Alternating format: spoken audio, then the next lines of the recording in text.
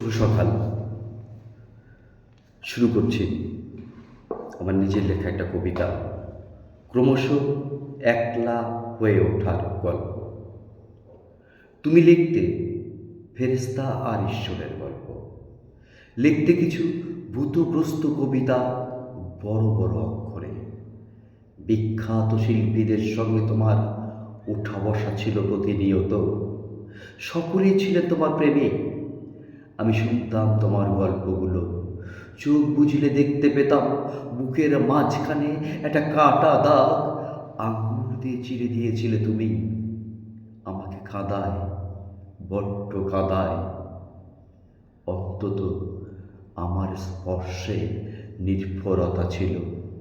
তুমি বলতে এসবে কি যায় আসে, লুফে নিতে শেখো বিছানা থেকে জীবনটা।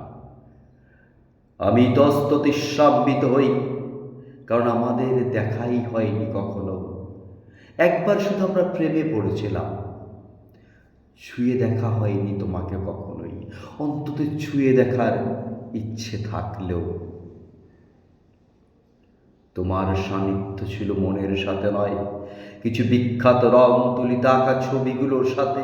তুমি বুঝতেই পারোনি বিছানার রঙের সাথে জীবনের রঙের রসায়ন মেলে না অনেক সময়। তাই তোমার কলমে উঠে এসেছিল তারকাদের কথা, তাদের সাথে বিছানায় সাহিত্য জীবন আর রাত যে আকণ্ঠ গলার্ধকরণ।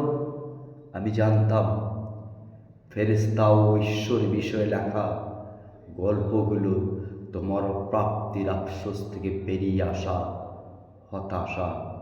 কেননা আমি এও জানতাম ঈশ্বরের মৃত্যু ঘটেছে, রাম রাজত্বের নামে সীতাকে আত্মহরণে যেতে হয়েছিল মাতৃ করে।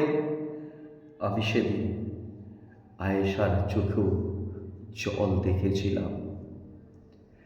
আমি বিখ্যাত হতে চাইনি, অন্তত সে যোগ্যতা অর্জন করার প্রতিযোগিতায় আমি ছিলাম না কখনো। তোমার গল্পে আমার ঠাঁই হয়নি, আমাকে নিয়ে দুকোন আঁচড় কাটেনি কেউ।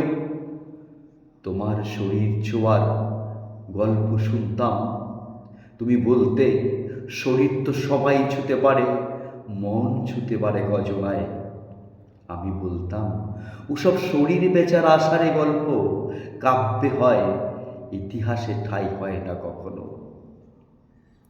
তোমার লেখা চিঠিগুলোর ভাষা তোমার মতো দুর্ভেদ্য, অন্তত যারা তোমায় কেউ বুঝতে পারেনি।